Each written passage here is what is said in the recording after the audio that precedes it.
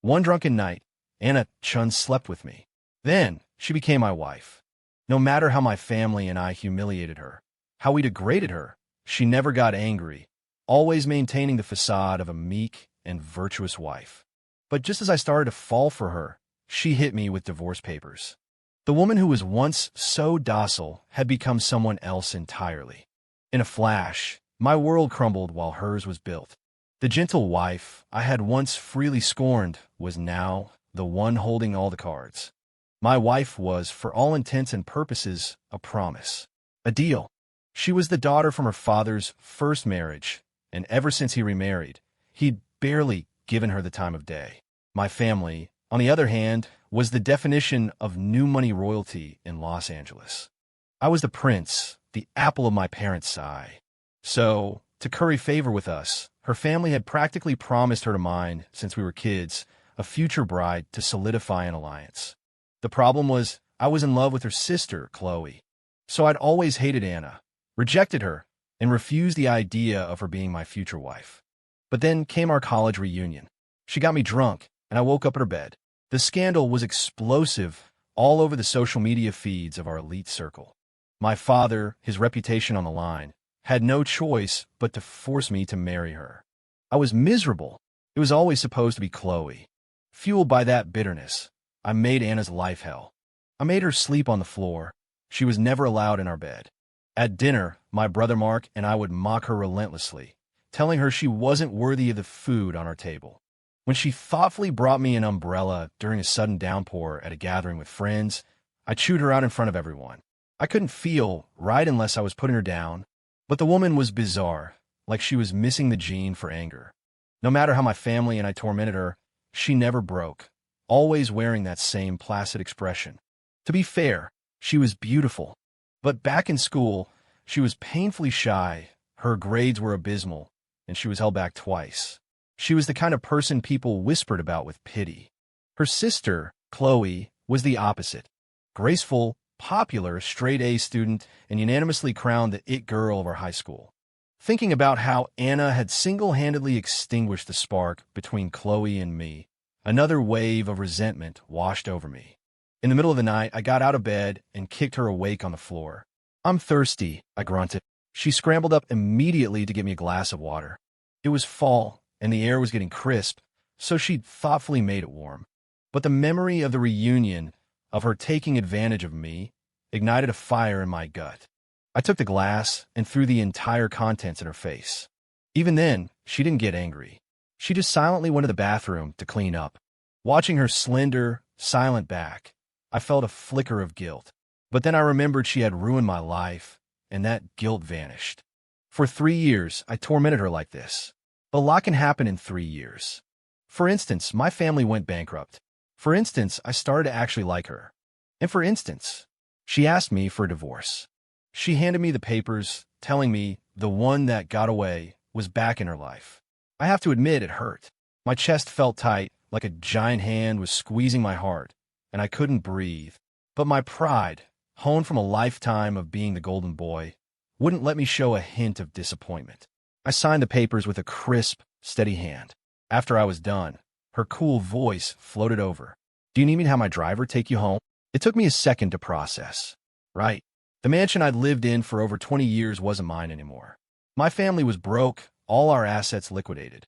And her, the woman who'd schemed her way into marrying me, the woman my entire family had looked down on, had been quietly building her own company behind our backs.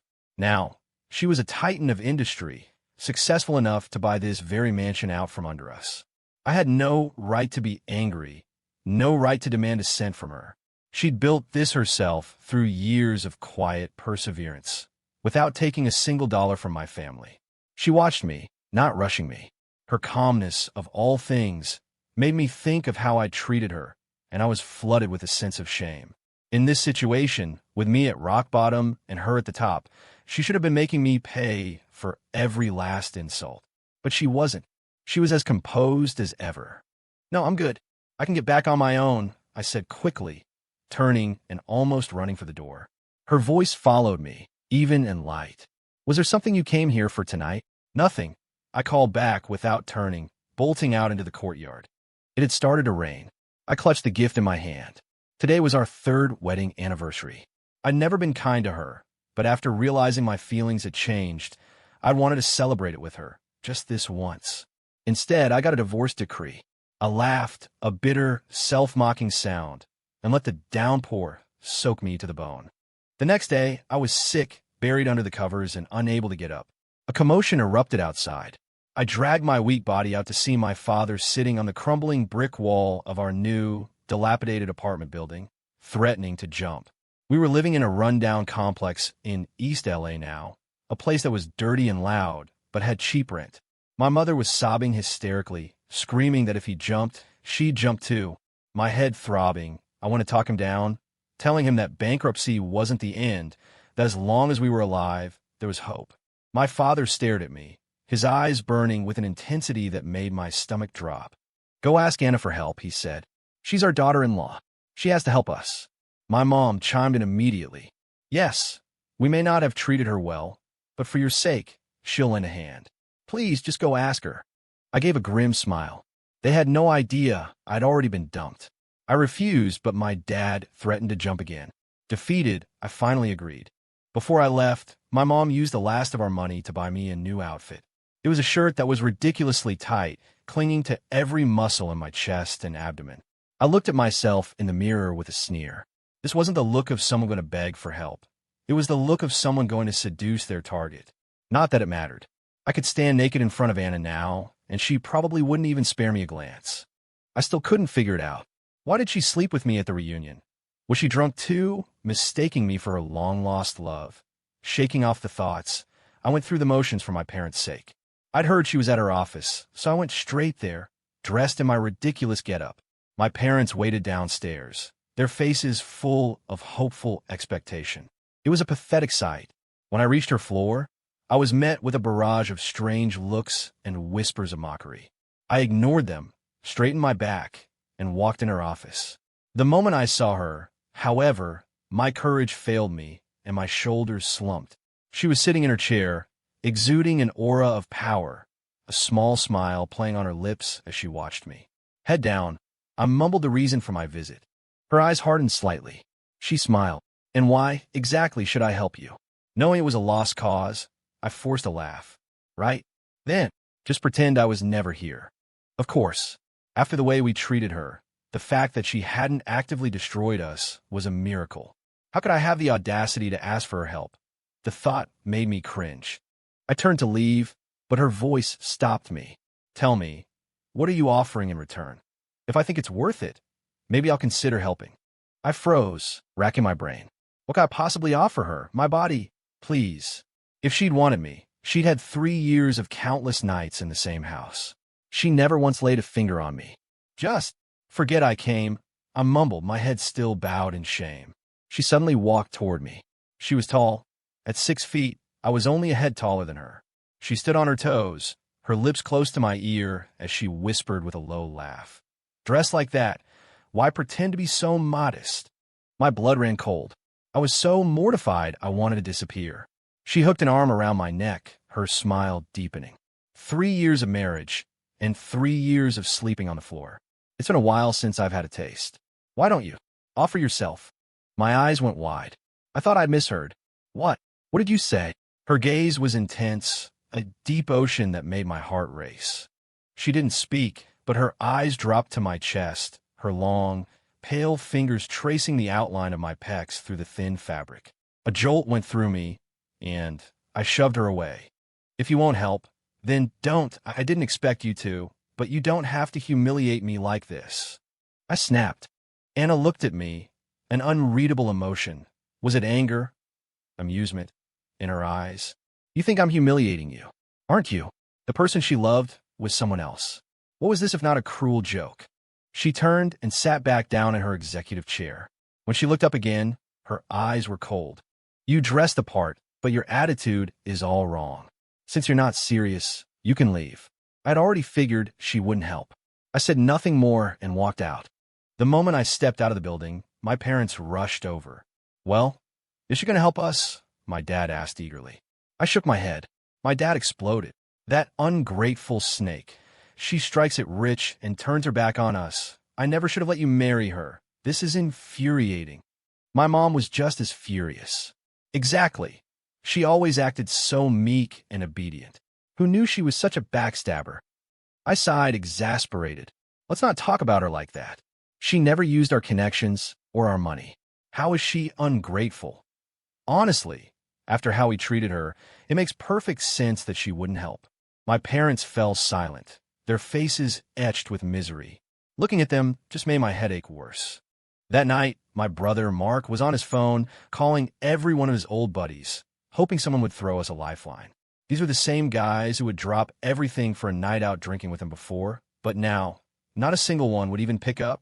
Mark smashed his phone in a rage, cursing them for being disloyal.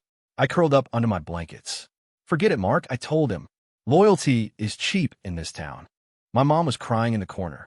In our current state, a comeback was impossible. The immediate problem was the debt. Debt collectors were showing up almost daily, making it impossible to live a normal life. My dad tried again. Landon, why don't you go see Anna one more time? She's rich now. Loaning you a little money shouldn't be a problem, right? My mom added, that's right. Even if you're divorced, you're entitled to some of the assets, aren't you? I shrank further into my cocoon of blankets, not daring to tell them Anna had left me with nothing. They would have cursed her to the heavens. Mark cut in angrily. That's enough. Are you trying to send him back there to be humiliated? After how he treated her, asking Landon to beg her is just sending him to be tortured. My mom seemed to finally get it. She didn't humiliate you today, did she, Landon? She asked, her voice softer. No, of course not, I lied. She muttered to herself. I suppose you're right. Anna was always so timid, and she worshipped the ground you walked on. Even with us down on our luck, she loves you. She would never truly humiliate you. I managed a weak, hollow laugh and said nothing. My dad sighed heavily, looking toward the open, unsecured balcony. I just don't want to live anymore, he mumbled. The moment he said it, my mom started crying again. Their theatrics were giving me a migraine. The main thing was money. We had to pay back something, anything. A few days later, as soon as I felt better, I went out to find a job. Regular jobs paid too little too slowly. I knew that promoters at high-end clubs could make serious money. I used to tip them thousands on a good night out with my friends. I went to the club I used to frequent in West Hollywood.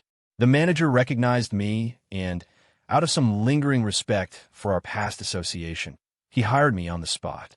He even assigned me to the VIP rooms where the big spenders were. The tips were always good there. But I never, ever expected to run into Anna. She had never set foot in a place like this, at least not during our 3 years of marriage. In fact, she used to hate it when I came here, even trying to stop me a few times, saying they were disreputable places. I would, of course, humiliate her until she left. Looking back, she really did play the part of the perfect, virtuous wife. And now, here she was, holding court in the center of the room, her long legs crossed, a cocktail glass in her hand, a half-smile on her lips. She looked intoxicatingly confident. It was all an act. Her meekness was a lie. She watched me silently, her superior posture making me feel small and ashamed. If I had known she was in this room, I would have never come in. Just as I was wishing the floor would swallow me whole, a few playful whistles cut through the room. My head snapped up, and I realized the people with Anna were the same leeches who used to follow me and Mark around. Well, what do you know? They were all kissing up to Anna now. They knew how I treated her. To suck up to her, they wouldn't miss a chance to humiliate me. My best bet was to get out. As I started to back out with my drink cart, try to look casual, a woman with sharp, painted features called out. Well, if it isn't the former prince of L.A., Landon Pierce. Anna's little boy toy. What are you doing here? Coming for a drink? Wait a minute. Why are you wearing a uniform? The room erupted in laughter. My hands tightened on the cart's handle. I took a deep breath. Fine. They'd already seen me. They were determined to humiliate me, and I couldn't escape. I might as well lean into it. Maybe I could actually get some tips out of them. The debt collectors were relentless. My dad was talking about ending his life. My mom was crying constantly, and my brother was driving for DoorDash day and night. What did I care about some abstract concepts like pride and dignity? I pushed the cart forward, forcing a stiff but polite smile. What a coincidence, I said. Since you're here, how about you give a guy some business? And if you have a good time, maybe throw a little tip my way. A woman I recognized as Tiffany scoffed, shaking her head. I remembered how she used to follow me and Mark around like a puppy, always calling us by our last names, fawning over us. Now that my family was ruined, her smug expression made me want to slap her. But this wasn't the time for pride. Money was the priority. I kept smiling and said nothing. Tiffany leaned in close, her voice dripping with schadenfreude. Look at this. Is this really the same Landon Pierce who thought he was better than everyone? It's only been a few months. Holdit your foot so far. Another round of laughter filled the room. Jessica, another one of the old crew, laughed loudly. You said you wanted our business. In a place like this, are you talking about selling your body? Huh. If so, we better strip down and let's check the goods first.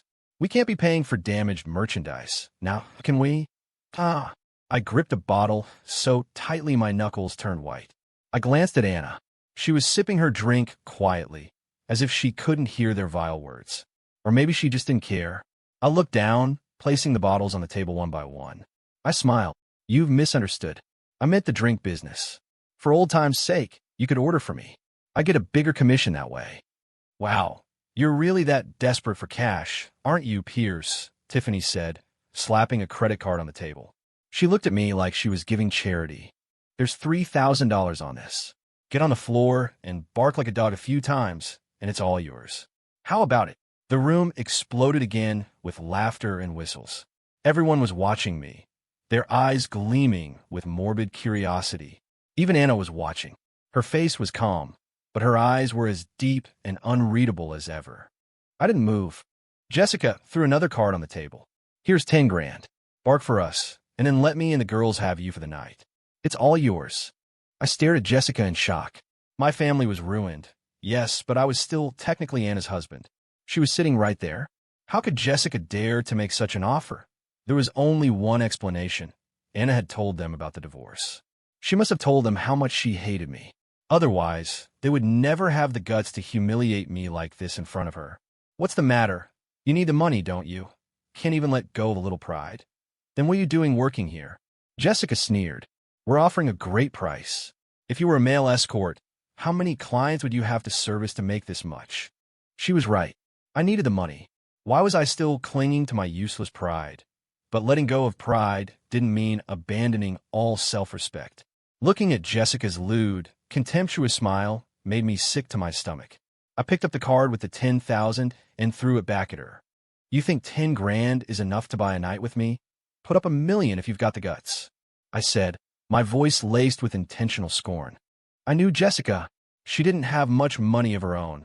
She just hung around places like this trying to land a rich guy. She acted generous, but she was a notorious cheapskate. She used to sponge off me and Mark all the time and was too stingy to even buy her boy toys a decent outfit.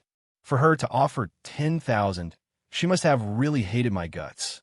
It made me wonder, was I really that terrible of a person back then? Ha ha, Jessica, you're so cheap. He's still Landon Pierce, after all. How could you only offer 10 grand for a night? Someone in the group jeered. Jessica's face flushed beet red. She glared at me and sneered. 10,000 is more than he's worth.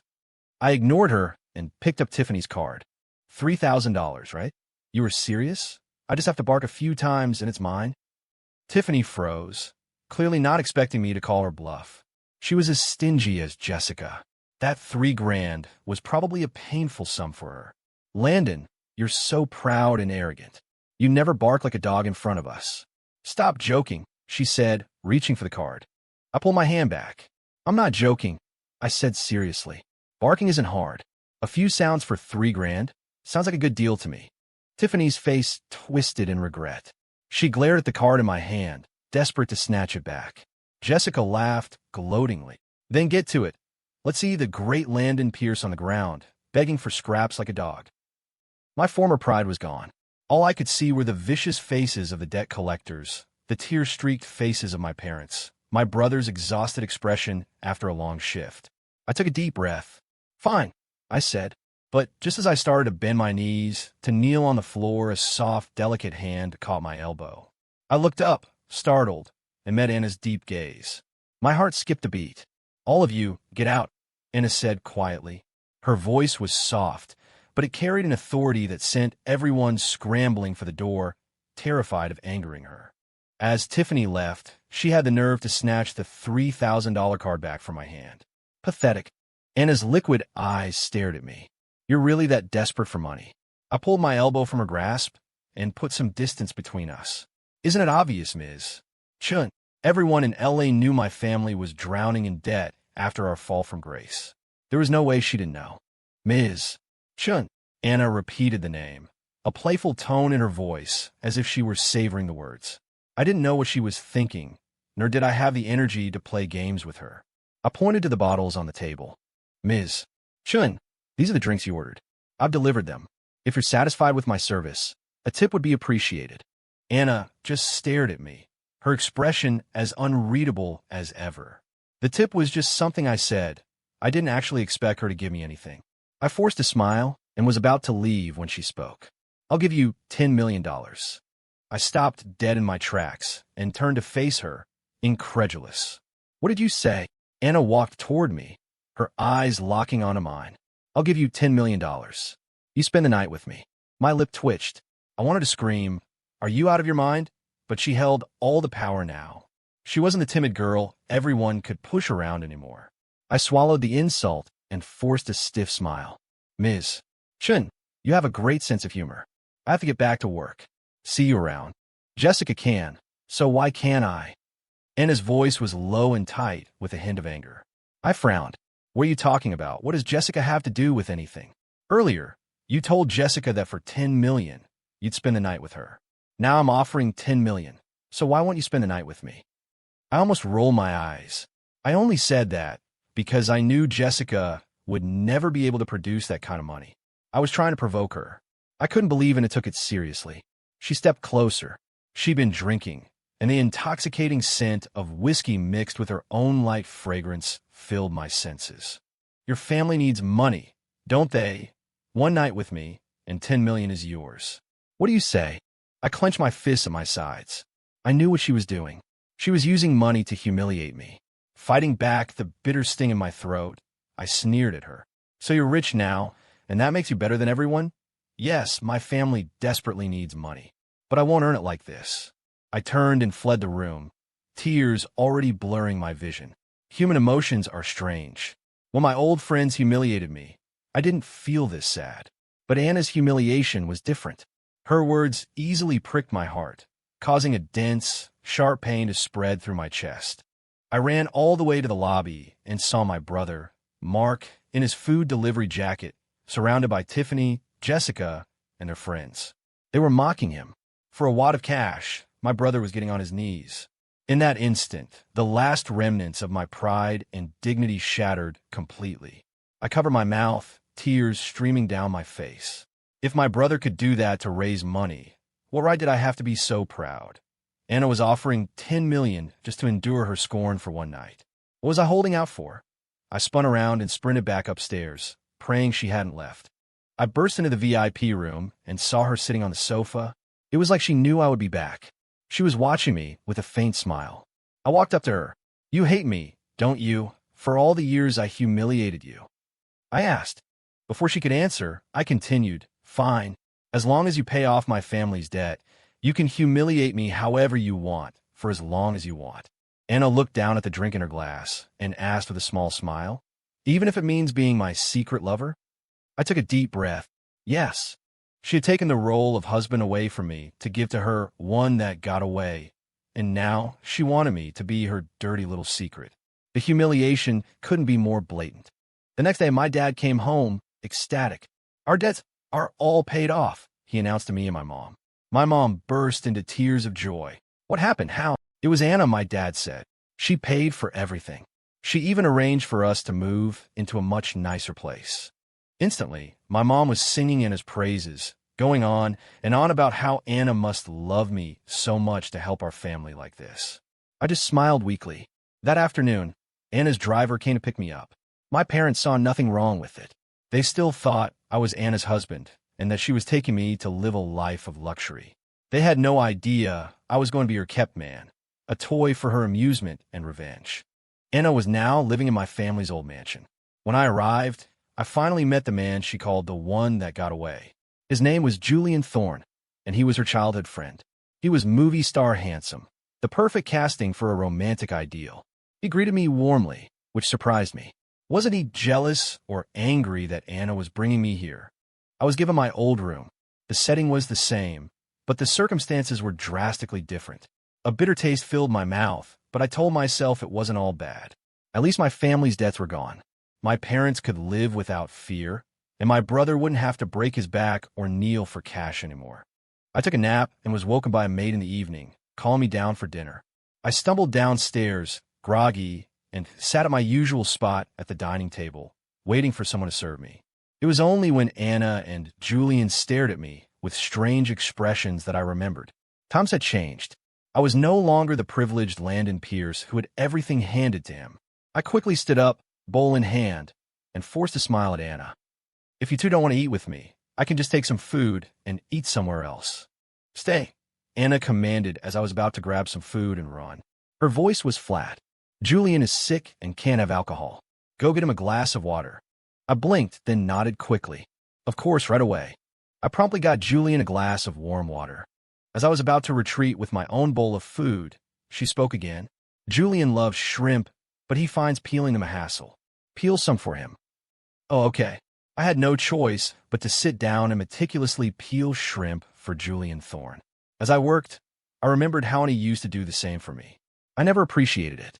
I'd either throw the shrimp she peeled into the trash or give them to someone else. The memory brought another wave of bitterness. I tried to think of other things. This Julian guy seemed easy enough to get along with. If I got on his good side, maybe he wouldn't make my life here difficult. I had no idea how long Anna intended to keep me as her lover. When I asked her yesterday, she just said, "Until I get tired of it." Whatever. I was at my lowest, and she was at her peak. Her desire for revenge was probably at its strongest right now. In time, her resentment would fade, and she'd let me go. I was just cramping their style, getting in the way of their romantic bliss. I finished peeling the shrimp for Julian and even thoughtfully ladled a bowl of soup for him. Suddenly, Anna put down her chopsticks. "I've lost my appetite," she said flatly, and went upstairs. I stared after her, confused. What's wrong with her? Julian just smirked. "You really don't know?" he asked, his tone meaningful. I shook my head, mystified. I didn't know anything. After 3 years of marriage, I had never been able to figure that woman out. Later that night, as I was about to go to sleep, Anna walked into my room. "The blankets are in the closet," I said automatically. "You can make your bed on the floor." The words were out before I could stop them. I scrambled out of bed. You take the bed. You sleep on the bed. I'll sleep on the floor." Habit is a terrifying thing. Even though she was my benefactor now, I still instinctively treated her like the disposable wife I could order around. I went to the closet to get a blanket, but the next second, I felt arms wrap around me from behind. I gasped as she pulled me, with surprising strength, onto the bed. I started to panic. We'd had sex before, but I was blackout drunk that time. Now, facing the raw heat in her eyes, completely sober, I didn't know where to put my hands. What are you doing?" I stammered. "Go find Julian. You love him, don't you?" A flash of anger crossed Anna's face. She roughly tore my shirt, ignoring my flustered protests as beneath the shame and embarrassment, a traitorous pleasure bloomed. I couldn't stop a curse from escaping my lips. She suddenly hugged me tight, her voice a furious whisper. "You want me to go to him that badly?" In my mind, this was all part of her humiliation. Of course I wanted her to leave. "Yes, go find your precious Julian." My answer was met with an even more ferocious response. Damn it, this woman was something else. She had pretended to be so pure and gentle, but she was really a vengeful wildcat. She had no technique. It actually kind of hurt. She tormented me until the middle of the night. As I was finally drifting off, exhausted, I thought I heard her whisper in my ear, "You probably don't know, but I've been holding back for a very, very long time." Holding back what? Her hatred for me. Makes sense. 3 years of humiliation. Any other woman would have snapped long ago. It just proved she was destined for big things. Her mind was a fortress, and she knew how to bide her time. For several days, Anna came to my room to torment me. Though she wasn't as rough as that first night, I still couldn't accept being intimate with her. I wasn't her husband anymore. I was just her lover. and she had an official boyfriend living under the same roof. It all felt deeply wrong. One night, as her eyes softened and glazed over with passion, I tried to reason with her. If you keep doing this every day, aren't you afraid of hurting Julian? Anna stopped, looking down at me. Do you care about it? I laughed. Why would I care about him? He should be the one who cares about me. Look at you. You've been humiliating me, a once proud heir, by making me your secret lover for weeks. Your anger should be gone by now. I admit I was wrong in the past. Can't you be the bigger person and just let me go? If you scare Julian away, you'll regret it.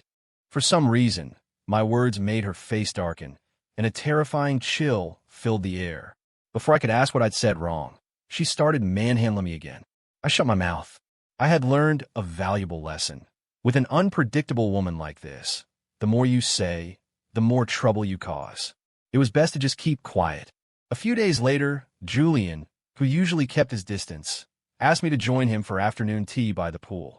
When I got there, he suddenly dove into the pool and started flailing, screaming for help. I was completely baffled by his behavior. His cries quickly brought the household staff and Anna running. Anna didn't even look at me. She dove straight into the pool and pulled him out. As Julian lay shivering in her arms, looking pitifully up at her and saying, "Don't blame Landon. I'm sure he didn't mean to do it." I finally understood. He was framing me. But why? He was the official boyfriend. I was just a disposable lover who could be kicked out at any moment. Why go to such lengths? It was like a scene from one of those trashy dramas I used to watch. Anna shot me a look as cold as ice. Explain yourself. According to the drama playbook, the more the hero tries to explain, the less the heroine believes him, and the hero ends up getting punished for his stubbornness. So I didn't explain. I just apologized sincerely. "I'm so sorry. It was an accident. I'll watch where I'm going next time. I won't trip him again." Julian looked at me with a flash of surprise, his eyes strange. Anna didn't spare me another glance. She had someone carry Julian inside, rushing as if her precious darling might catch a cold. I slowly squatted down, watching the ripples in the pool. It reminded me of the past. Right after we got married, I despised her. My brother and I ganged up on her and pushed her into this same pool to teach her a lesson. She screamed for help, saying she couldn't swim. Mark and I didn't believe her. We just sat on the edge, laughing. It wasn't until she actually sank to the bottom that I panicked and had someone pull her out. She was unconscious for 2 days. It scared the hell out of me. After that, I stuck to verbal abuse and never laid a hand on her again. But watching how expertly she dove in to rescue Julian just now, it was clear she could swim perfectly well. Wow, another act. She was willing to risk her life in that scheme just to make us back off. The woman's cunning was truly on another level. After this incident, I knew I had to talk to Julian. Otherwise, my life in this mansion would become unbearable. I went to find him, bringing a thermos of ginger tea I'd made myself. He was propped up in bed, looking weak, with Anna sitting by his side. Seeing Anna there, I put down the tea and smiled at her. "I made this myself, Ms. Chun. If you give it to him, it'll help him recover faster." Then I turned to Julian with a warm, friendly smile. "Mr. Thorne, I'll come back and check on you later." Julian stared at me, astonished, clearly not expecting my friendly demeanor. He shot a strange look at Anna. Not wanting to interrupt their time together, I started to leave. "You stay here and take care of him," Anna said coldly, before getting up and leaving the room herself. Perfect, I thought. This was my chance to clear the air with Julian. I sat down by the bed. "Mr. Thorne, are you feeling any better?" I asked solicitously. Julian looked at me in amazement. "I framed you. Aren't you angry?" "Puffed. Why would I be angry about that? You're a boyfriend. I'm the one who doesn't belong here. If anything, Anna's the jerk in this situation. We're both in the wrong. You're the innocent party." My words made Julian laugh, and the cold distance on his face softened into something more approachable. "Why do you see it that way?" he asked. "It's the truth, isn't it? I'm already divorced from her. You're her boyfriend now, but she's using me as her lover just to humiliate me, forcing me to be the third person in your relationship. Isn't that messed up? But don't worry, she's just trying to get back at me. Once she's had her fun, she'll let me go. So you really don't have to go to these lengths. It's not worth hurting yourself." Julian smiled. "You're an interesting guy." I didn't think any of it was funny. I was being completely serious. "Mr. Thorn, you can't leave her because of me. If you do, she'll definitely blame me for it. Honestly, I don't want to be her lover at all. I'm just waiting for the day she says, I'm bored of you, get lost. Crash. The door was kicked open. Anna stood there, her face contorted with rage. I rolled my eyes. So, the woman had been eavesdropping outside the whole time. I guess when you hit the big time, you change. Before, she wouldn't even open a door loudly if she was upset.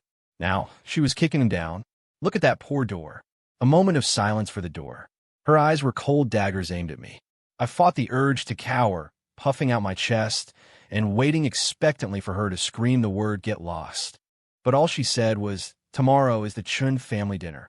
You're coming with me. She turned and left. I looked at Julian, confused. Was she talking to me? Julian nodded. The news of your divorce isn't public yet. Of course, she has to bring you to her family's dinner. I'll go public with it right now, I said, not wanting her to misunderstand. I don't want to go to their family dinner. Julian chuckled. Don't bother. Now that you're broke, she's definitely taking you there to be humiliated. You should go. Oh, okay. He had a point. Now that I was down and out, everyone wanted to kick me. Especially the Chun family, who used to bow and scrape before mine. Though, to be fair, Anna was never important enough to be invited to their family gatherings back then. She was just the girl promised to my family. Now that she was successful, they were all sucking up to her. The Chin family estate was an old, sprawling property with several courtyards. I'd heard it, along with the family's original businesses, was passed down from Anna's great-grandfather, but it had declined by the time it got to her father's generation. The moment Anna and I arrived, the aunts and uncles swarmed us, quickly separating us. Through the crowd, I could hear them asking Anna when she was going to dump me, offering to introduce her to someone more gentle and considerate. I wondered if they knew about her and Julian. These family gatherings were always painfully dull. The conversation revolved around school, work, and relationships. Of course, my presence added a new, exciting topic. When they got bored, they could come over and humiliate me for entertainment. I became a wooden puppet, letting their insults wash over me. After I ate, I wandered out into the courtyard. Anna appeared behind me. Chloe is in the back garden, she said, a faint smirk on her face. I remember you used to be in love with her. Are you going to find her? I admit I used to have a massive crush on her sister, but now I felt nothing.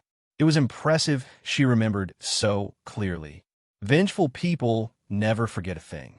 I was just taking a walk, I said, my face a blank mask. Or would you prefer I stay inside and get drowned in your relative's spit? I walked away, and she didn't follow.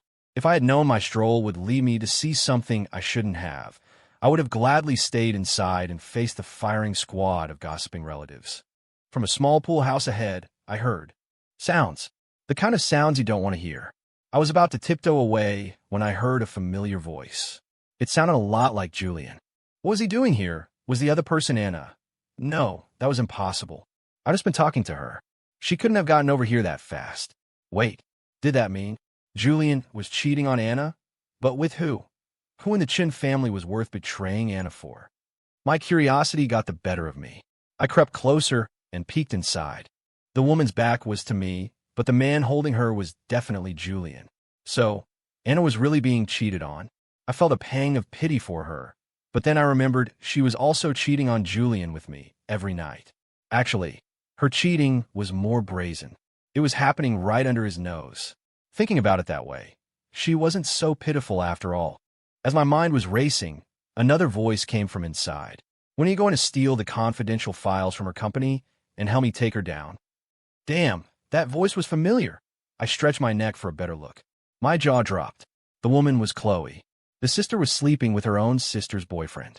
In my shock, I lost my balance and stumbled forward, crashing right through the wooden door. Julian yelped, grabbing a towel to cover himself. Chloe quickly wrapped herself in a sheet and lunged at me. Before I could even get up, she had a small decorative knife pressed against my throat. Then she seemed to recognize me. Landon, she gasped. She looked just as gentle and lovely as I remembered, but after the last 3 years, her appearance did nothing for me. Panic flashed across Chloe's face. She let me go, stammering, Landon, it's not what it looks like. I didn't. Don't worry, I won't tell anyone, I swore, desperate to avoid getting involved. If I say a word about this, May I be struck by lightning. Chloe stared at me, her expression complicated. I couldn't tell if she believed me. I was more worried about Julian. We were living under the same roof. Now that I'd caught him, wouldn't he want to get rid of me? I glanced nervously at him. He was looking back at me, but his expression was calm. There was no panic, no fear of being exposed. I wondered if he trusted me that much. I soon realized my mistake. He didn't trust me. He just wasn't afraid of me telling. Back at the mansion, Julian came to find me. He told me that Anna had known about him and Chloe all along. My jaw nearly hit the floor. With Anna's vindictive personality, to know that her beloved boyfriend was sleeping with her sister and not do anything about it. She must really, truly love him. The thought made my heart ache again. What was I thinking? I was just a tool for her revenge, a plaything she could discard at any moment. Why was I feeling sorry for myself? I forced myself to get my priorities straight, and the ache in my chest subsided. That night, Anna came to my room again. She took a shower first, then emerged in a sexy nightgown. The neckline was low, leaving very little to the imagination. As I watched her walk toward me, my blood started to boil. This woman is a puzzle, I thought. Her personality is impossible to read, and she holds a grudge like no other, but damn, her body is incredible. Against my will, I was no longer just resisting or accepting this. I was starting to crave it. This was not a good sign. Eventually, she was going to kick me to the curb. If I fell for her personality and her body, how much would it hurt when she finally threw me away? As I was lost in thought, she leaned over me. She seemed annoyed that my mind was elsewhere. Thinking about Chloe, she purred. I blinked. How did she bring Chloe into this? Her face hardened with anger when she mentioned her sister's name. I get it now. She's still furious about Chloe and Julian, but she can't bring herself to punish Julian, so she's taking it all out on me. It also made me wonder, was the whole reason she brought me here to live with Julian, to sleep with me every night? Was it all to provoke him? Ouch! The vicious woman bit me. I wanted to scream at her, I'm not Julian. If you have a problem, go take out on him, but I didn't dare. She was too unpredictable. I was afraid she'd do something even more twisted to me. The next day, I slept until noon.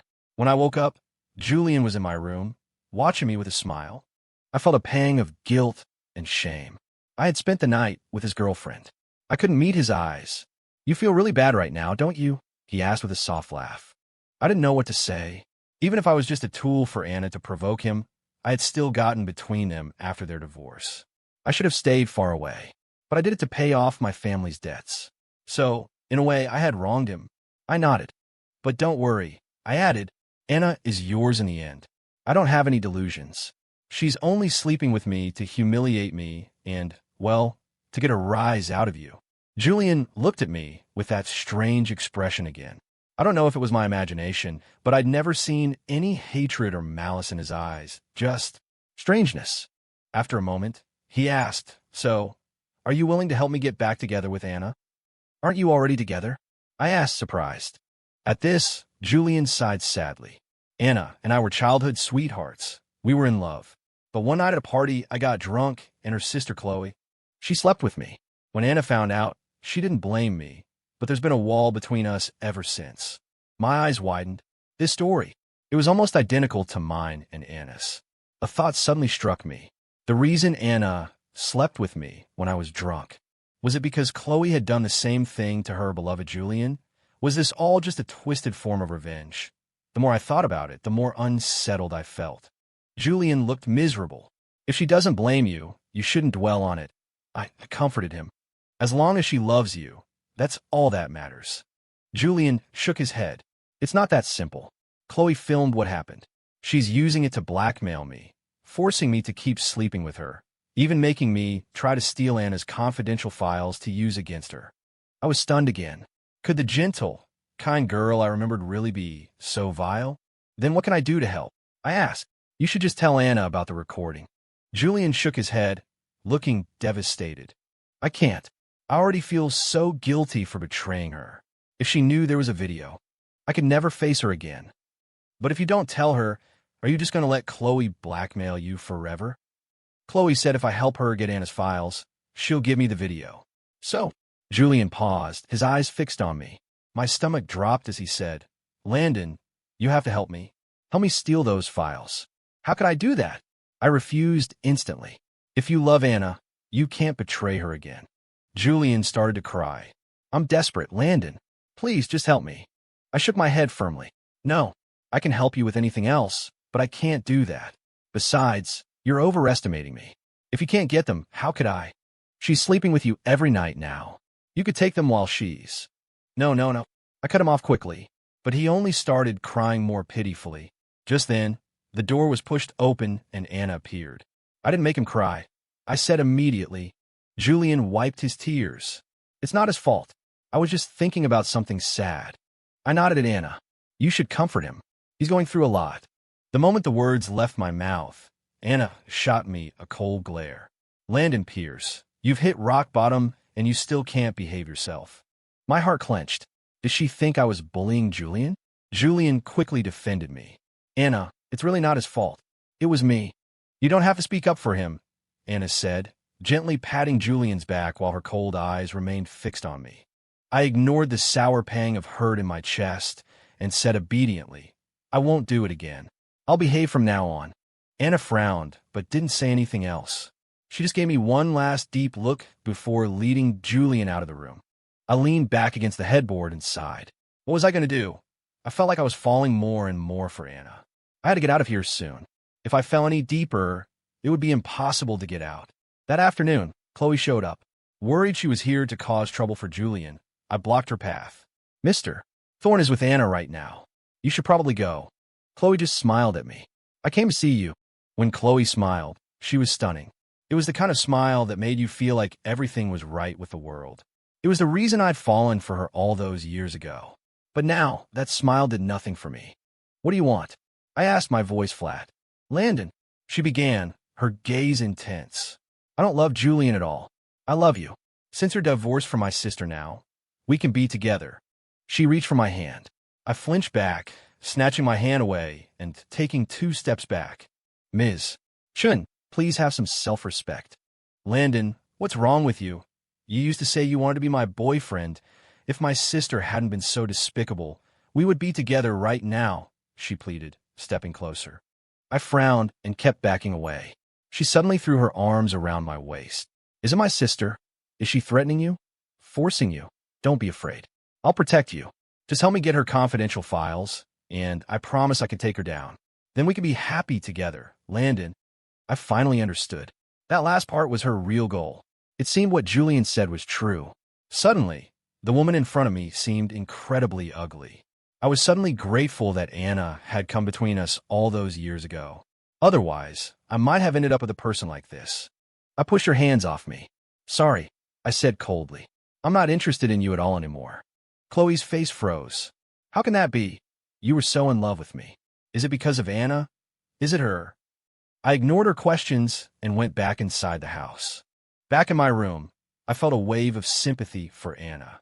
Her own sister and the man she loved were both trying to destroy her, and she probably had no idea. How could I warn her that Julian was trying to steal her files? If I told her about the video blackmail, it would be a betrayal of Julian's trust. It was a shameful secret, and he'd told me because he trusted me. Just then my phone buzzed. It was a text from Julian begging me not to tell Anna about the video. I sighed, leaning back in my chair. How was I supposed to warn Anna to guard her secrets? That night, Anna came to my room again. She started things without a word. I wondered if she ever got tired of sleeping with me. I was still trying to figure out how to warn her. She suddenly wrapped her arms around my neck, her hot breath on my face. Thinking about Chloe again. You see her once, and she has you hooked. How did you know I saw her today? Wait a minute. She wasn't home when Chloe came. There was only one possibility. My brow furrowed. You're spying on me. Anna turned her head away and scoffed. It's not spying. There are security cameras all over the property. Didn't you know? But why would you be watching the security footage? Because I feel like it. What are you going to do about it? Her words were eerily familiar. They were the same words I used to throw at her. How the tables have turned. She glared at me, her face a mask of anger. What did she want? And nothing, I stammered. Then, an idea struck me. This was the perfect excuse to warn her. Actually, I corrected myself. She came to ask me to help her steal your confidential files so she can take you down. Anna stared at me, her gaze deep. And did you agree? Of course. Her eyes flashed, and her face visibly darkened. "Don't be angry," I said quickly. "I'm telling you, aren't I? So you should keep a close eye on your company's important documents. Someone's after the empire you worked so hard to build." Anna sneered. "She could try to take what's mine. We'll see if she has what it takes." Oh no, she was really mad now. Just as I was bracing myself for some new form of torture, she got up, dressed, and left. I let out a huge breath. My words might have angered her, but at least I'd successfully warned her. Around 3 a.m., I was woken by the frantic ringing of my phone. I groggily answered it, and my mother's sobbing filled my ear. "Landon, you have to get to the hospital. Your father, he's been badly injured. It's serious." The words shocked me fully awake. I shot out of bed like a bullet. There were 2 cars parked in the driveway, but I didn't have the keys. Should I ask Anna? But I had just made her furious. Would she help me? Not counting on it. I started running for the main road. Suddenly, a sharp voice cut through the night. "Where do you think you're going this late?" My heart leaped. I spun around and ran to her. "Anna, my dad's in the ER. Can I please borrow your car?" My voice trembled with panic. Anna looked at me for a long moment, then grabbed my arm and pulled me toward her car. I watched in surprise as she started the engine. "I can go by myself," I said. "You can go back to sleep." "It's no trouble to give you a ride," she replied, her voice neutral. I turned to look out the window, my heart pounding with worry for my dad. At the hospital, he was still in surgery. My mom tearfully explained that he had been mocked by some of our old friends, lost his temper, and in the ensuing argument, had fallen down a flight of stairs. "Those bastards," my brother seethed. "When our family gets back on its feet, I'll make them pay." My mom wiped her tears. "We don't know how your father is, and the doctors keep asking for money for the surgery." I don't know what to do." Before I could say anything, Anna had quietly gone to the front desk to pay the bill. My mom watched her go, her voice thick with emotion. "She's such a good wife. Even after making it big, she hasn't abandoned us. Landon, you have to treat her better from now on. You can't bully her like you used to." I pressed my lips together, my feelings a tangled mess. While we waited, Anna thoughtfully brought my mother a cup of warm water, comforted her, and promised to cover all the subsequent medical expenses. My mom was moved to tears, praising her endlessly. I found Anna in the waiting area, sipping coffee. I walked over to her. "Tonight," I said sincerely, "thank you." Anna just looked at me. Her gaze was always so calm, impossible to read. After a long pause, she said, "I don't need your thanks." "Then what do you need?" I asked automatically. "Tell me." She was about to speak when the doors to the operating room swung open, and my mother called out. My dad's condition was my priority. I didn't wait for her answer and rushed over. The doctor told us the surgery was a success, but Dad would need to be in the ICU for a few days for observation. If there were no complications, he could be moved to a regular room. We all breathed a collective sigh of relief. On the way back, Anna didn't take me straight home. Instead, she drove to a bar. "What are we doing here?" I asked, confused. She handed me a cocktail. "To help you relax."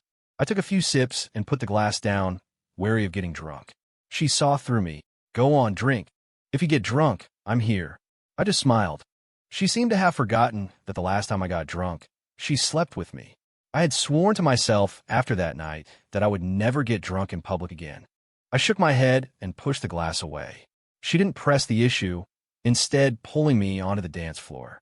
To be honest, the tension from the hospital had been suffocating. A little distraction at the bar did help me unwind. After that, Anna took me to a late-night street market. She bought a bunch of grilled skewers from a food truck. "You eat this kind of junk food?" I asked, surprised. She just smiled and handed me the skewers. I didn't know if she liked them, but I certainly did. I took them without ceremony and started devouring them. She was driving, so she couldn't drink, but I ordered a couple of beers. While I ate and drank, she just watched me. Her gaze was surprisingly gentle, and for a dizzying moment, I wondered if she was mistaking me for Julian. In our 3 years of marriage, she had never looked at me with such tenderness.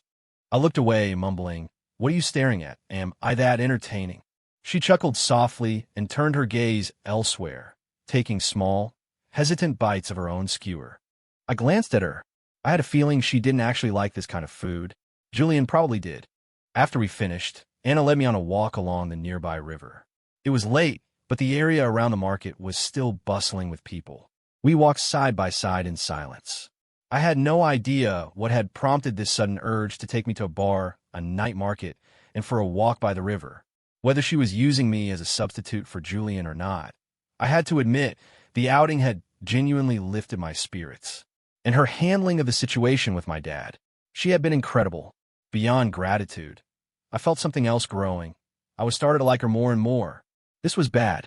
If I kept falling for her, I was done for. As I was lost in thought, someone ran past and bumped into me. I stumbled forward, and a voice called out, "Careful," as she steadied me. I looked down and met Anna's liquid eyes. My heart jumped. We stared at each other for what felt like an eternity, my pulse hammering in my ears. Slowly, she rose on her toes and leaned in. Just as her lips were about to touch mine, her phone rang. I saw the name on the screen, Julian. The spell was broken. My racing heart slowed to a dull thud. There I went again, forgetting my place. The person she loved was Julian. If I were still her husband, I might have had the right to fight for her. But I was nothing. She had personally taken that title from me and given it to the man she loved. I needed to guard my heart. If I didn't, I would be heading for a world of pain. "We're fine," Anna said softly into the phone. "Just a small thing. You go to sleep." After she hung up, I said, "Let's go back." Anna frowned slightly. "What's wrong?" "Nothing," I said, shaking my head. "You should get back to Julian. He must be worried not seeing you this late." Her frown deepened, and a flicker of anger crossed her face. I looked away, my voice firm. "Anna, I know I was terrible to you in the past. You have every right to hate me. But keeping me by your side like this isn't good for anyone. Let me go. Let's cancel our lover's agreement. I'll consider the money alone. I promise, for the rest of my life, I'll work to pay you back." I had to get out before I was hopelessly in love with her. But my words only made her face grow darker until it looked like a thundercloud ready to burst. "You want to leave?" she said, her voice dangerously low. "You want to go be with Chloe?" I didn't know why she brought Chloe into it again, but to provoke her into finally kicking me out, I leaned into it. "Yes, I love her. I want to be with her. As for your money, as long as I'm alive, I will pay you back every cent." Anna stared at me, her eyes as cold and sharp as shards of ice. I had never known she could be this terrifying. I instinctively took a step back, but she didn't do anything. She didn't even yell at me. She just turned silently and walked back to the car. I couldn't decipher her silence. Was she letting me go, or something else? The ride home was silent. I didn't dare speak. When we got back to the mansion, I got out of the car, and she immediately drove away, disappearing into the night. I stood there, staring after the car, completely lost. What was she so angry about? I said I would pay her back. I couldn't sleep that night. My mind was consumed with thoughts of Anna. I knew with absolute certainty that if I didn't leave now, I would be completely lost to her. For 5 straight days, Anna didn't come back. I didn't know if she was still angry with me. And for 5 straight days, my mood sank lower and lower. The only good news was a call from my mom, telling me my dad was out of danger and just needed time to recover. On the phone, she once again sang Anna's praises, telling me how Anna had sent over countless nutritional supplements and had arranged for my dad to have a private VIP room, with all expenses paid. As I listened, tears welled up in my eyes. That woman, she was actually a good person. I wanted to thank her properly, but she was gone. One evening, I saw Julian in the garden, smoking and sighing. I couldn't help but ask what was wrong. He told me he and Anna had had a fight. After their argument, she had left on a business trip. A bitter laugh escaped me, and here I was, thinking she had been avoiding the house because she was angry at me. It was because of Julian all along.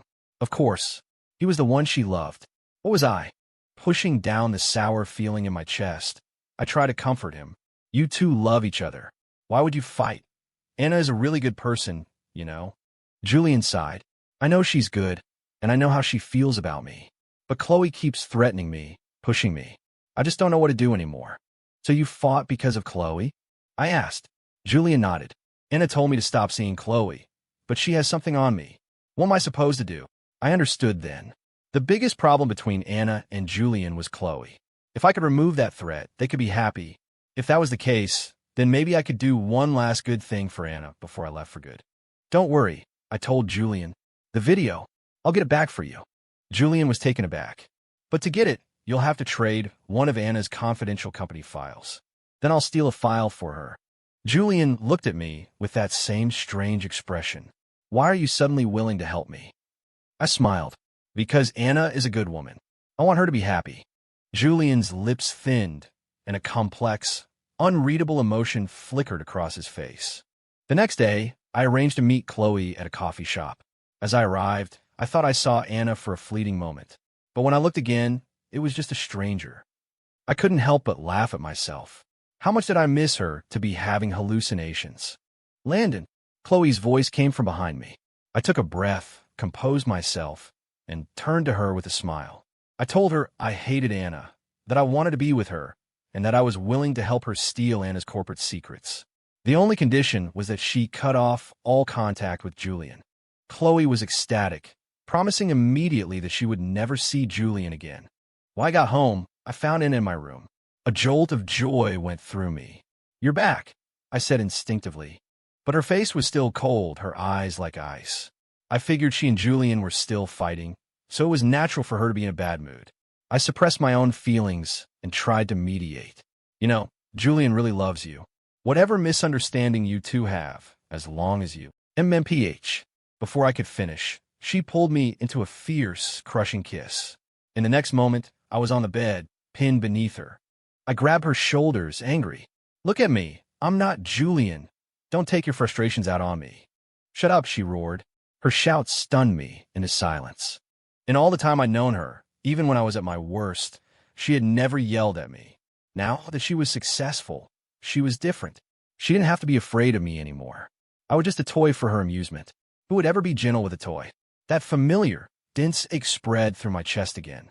I looked down, closed my mouth, and said nothing more. She stared at me for a long time before she started kissing me again, tearing at my clothes. Her movements were urgent and desperate, fueled by a raw, vengeful energy. I felt a pang of regret. If only I had been better to her in the past. If I had been kinder, would she have fallen in love with me? We were tangled together until late into the night. As I was about to drift off to sleep, exhausted, she leaned close to my ear, her voice a furious whisper. "You want to help Chloe steal my files? Too bad. You'll never guess that my safe combination is your birthday." I was half asleep, but her words shocked me wide awake. What? Her safe combination was my birthday. Of course. Everyone knew she hated me. No one would ever suspect she'd use my birthday for something so important. A person with a mind that deep always thinks of the unexpected.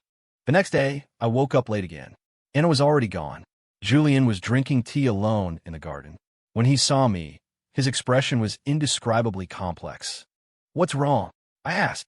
"Did Chloe bother you again?" Julian shook his head. "Landon, are you really going to help me?" I nodded. "I don't want to see Anna unhappy. You two can only be happy if this problem is solved. Don't worry, Mr. Thorne. I'll get that video back for you today." Julian's lips moved as if he wanted to say something, but in the end, he remained silent. I went to Anna's study. It used to be my family study. Not much had changed, except for her computer on the desk and a new safe underneath it. I knelt in front of the safe and typed in my birthday. With a soft click, it opened. I took out a random file and then turned on her computer. The woman was surprisingly careless. It wasn't password protected. Once I had what I needed, I went to find Chloe. Hearing that I had successfully stolen the file, Chloe was already waiting for me at her sleek, modern condo. She had even prepared wine and food, ready to celebrate. The moment I walked in, she threw her arms around me. "Landon, I knew you could do it. Once I take down Anna, everything she has will be mine. Then, I promise, I will spoil you and make you the happiest man in the world." Watching her, her gentle and kind image from the past completely shattered. I couldn't believe I had ever been attracted to this woman. She wasn't worth a fraction of Anna. Chloe eagerly pulled me to the sofa, demanding the file. I clutched the briefcase. "I'll give you the file, but you have to give me the video of you and Julian." Chloe frowned. "What video? What are you talking about? Stop pretending." I snapped. "You slept with him when he was drunk and filmed it to blackmail him. I had no idea you were so disgusting." Chloe laughed, a harsh, grating sound. "Landon, where did you hear that? Julian was the one who was obsessed with me, chasing me. I wasn't interested, but then I found out Anna liked him and had taken him in. So I let him sleep with me, just to string him along so he'd help me get these files. But you're different, Landon. I really do love you. Enough. My head was spinning. Who was lying? I looked at Chloe coldly. I said, if you want the file, give me the video. Chloe looked exasperated. Landon, how many times do I have to tell you? There is no video. If I had one, I'd give it to you. Julian is useless to me now. What would I do with a video of him? I considered her words. She had a point. The file was right here. If she really had the video, there was no reason to hold on to it, which meant Julian had been lying. If, as she claimed, Julian was the one in love with her, was it possible he was using me to help her steal the files? The more I thought about it, the more I felt something was wrong. I had to go talk to Julian and get the truth. I stood up. I hid the file somewhere else. I'll go get it for you. Wait. I had only taken a few steps when Chloe lunged forward and snatched the briefcase from my hand. I ignored her and walked faster toward the door. Landon Pierce, she yelled. I frowned and kept walking, but she was surprisingly strong, and she managed to drag me back to the sofa. You faked this file to trick me, she shrieked, her face contorted in a crazed rage. You lied to me. You never intended to be with me. You never wanted to help me against Anna, did you? She was right. I had doctored the file. Only the first page was real. The rest was garbage. Anna got to where she is today because she earned it. I sneered. If you're so jealous, why don't you try working for it yourself instead of trying to steal what's hers? Chloe's eyes turned a frightening shade of red. You love her. She's an amazing person. Why wouldn't I love her? Chloe, I was wrong about you. If you have any decency left, you'll earn what you want instead of using these pathetic, underhanded schemes. I tried to leave again, but she tackled me onto the sofa, her eyes wild. And I just got lucky, she screamed like a lunatic. How can she compare to me? Landon, you used to love me. How could you change your mind? I'm better than her, Landon. I really am. You'll see if you just try me. I'm so much better. She started frantically tearing at my clothes. Panicked, I fumbled for the ashtray on the coffee table and slammed it against her head. She slumped over, unconscious. I pushed her off me. Looking at her still beautiful face, I sighed. Such a pretty face, and such an ugly soul. As I was about to leave, Julian appeared in the doorway. The sight of him filled me with anger. You never had a video, I said coldly. You've been lying to me, using me this whole time. Julian smiled faintly. Instead of yelling at me, you should probably go after Anna. She's gone. My heart sank. What do you mean she's gone? You really don't understand anything, do you? You're so naive, Julian sighed. Anna thinks you love Chloe, that you want to be with her. So she's stepping aside. She's left the city. She even told you her safe combination on purpose. I stared at him, incredulous. How can that be? She loves you. She divorced me for you. Julian burst out laughing. I'm not that lucky. The only reason she asked for a divorce was to test you, but you signed the papers without a second thought. And me, I was just an actor she hired to provoke you. I only agreed to it to test Chloe, but it turns out Chloe really doesn't love me. Not one bit. He looked at the unconscious Chloe, his smile filled with a tragic sadness. Landon, I really envy you. To be loved so deeply by such an incredible woman. Did you know, she bought that mansion in your name? And most of her company's shares are in your name too. Everything she's done for you. Listening to Julian, I was too stunned to speak. The 3 years of our marriage, I knew how terribly I had treated her. I could never have imagined she would love me. Julian walked over to Chloe, stroking her face. Landon, he murmured, I really do envy you. You don't have to, I told him. If you just love the right person, you can be happy too. If you just love the right person. Julian repeated softly. Then he smiled at me. You should hurry. If you go to the airport now, you might still be able to catch her. A wave of panic washed over me. Thank you for telling me all this, I said, already running for the door. A faint sigh followed me. Don't think a bad guy like me. I only told you because you and Anna were both far too good to me. I finally understood. The reason Julian's eyes never held any jealousy or hatred was because he was in love with Chloe all along. And Anna, that foolish woman, if she loved me, why didn't she just say so? Tears streamed down my face as I urged the Uber driver to go faster. I frantically dialed Anna's number, but a recorded message told me it was no longer in service. She was really planning on leaving for good. I called Julian, asking where she had gone. He said he didn't know, only that she wasn't coming back. My heart pounded with desperation. I prayed I wasn't too late. But when I got to the airport, she was already gone. I collapsed on the floor of the terminal, sobbing her name like a madman. People stared at me like I was a freak, but I didn't care. All I knew was that Anna was gone, and I might never see her again. The pain in my chest was so intense, it was hard to breathe. I sat there on the floor for a long, long time before I finally, numbly, walked out of the airport. I don't know how I got home. I locked myself in my room. My world had turned to gray. I buried myself under the covers and cried, not knowing what to do. Anna, please come back. I'll never be mean to you again. I'll never bully you again. I'll love you with everything I have. Please just come back. I bit my own hand, repeating her name over and over into the silent room. There was no answer. I cried myself into a stupor. Sometime in the middle of the night, I felt someone wrap their arms around me from behind. The familiar warmth sent a jolt through me. I shot my eyes open, whipped around, and saw her. Was this a dream? I didn't care. I threw my arms around her and clung to her, crying like a child. I thought you were gone. Anna was clearly taken aback. After a moment, she pushed me away, her gaze cold. Why are you so upset? Did Chloe dump you? I shook my head frantically and hugged her again, tighter this time. They said you were gone, that you were never coming back. I was planning to leave, Anna said. Forever. But when I got to that new city, I couldn't accept it. I couldn't just let you and Chloe have your happy ending so easily. I hugged her even tighter, rolling on top of her. I was crying and laughing at the same time. You foolish woman. You were right to be stubborn. I kissed her deeply and passionately. My technique was clumsy and awful. I was the one who initiated it, but by the end, she was the one who left me breathless. When I finally pulled back, I saw that the coolness in her eyes had melted away, replaced by the warmth of spring sun. That night, she showed me a tenderness I had never known. I finally learned that she could be this gentle, this passionate. Please, don't let this be a dream. I woke with a start, my eyes darting to the space beside me. Anna was there, watching me. I let out a breath of relief and pulled her into a tight hug. She looked at me with a hint of surprise. Landon, you...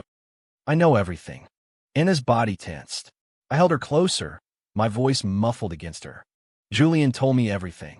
You foolish woman, if you love me, why didn't you just say so? Anna bit her lip, looking at me. After a long moment, she said, I was afraid you would laugh at me. How could I? Do you remember in high school, to survive in that house, I intentionally acted out, got terrible grades. A classmate told you I was pretty and asked if you'd ever like someone like me. You said only an idiot would like trash like me. I didn't remember that at all. I never said that, did I? I argued. You did. Her beautiful face was flushed with anger and hurt. I remember it perfectly. You even glanced at me, and your eyes were full of disgust. I hugged her tighter and whispered, I'm sorry. Later, she continued, I got my act together, my grades improved, but you still never looked at me. Your eyes were always following Chloe. So you liked me even back then? I asked, finding it hard to believe. She nodded. I'm a coward, she said. I like someone, but I'm too scared to say it, too afraid of seeing that look of mockery and ridicule in their eyes.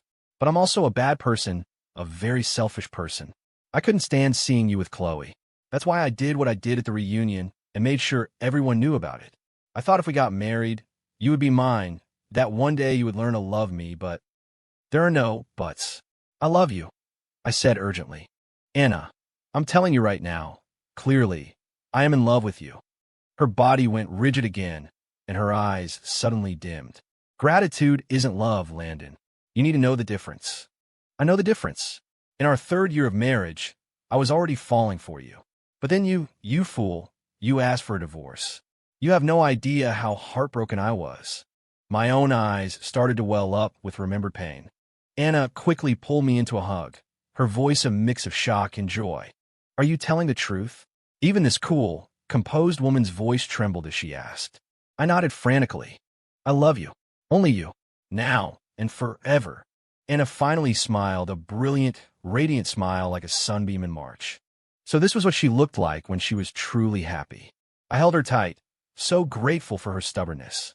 If she had really left without a word, what would I have done? So, if you love someone, tell them. Be brave. No matter the outcome, At least you won't have to live with the regret of what might have been. At least you won't miss your chance. May everyone who finds true love have the courage to chase it, and may everyone in the world find their own happiness.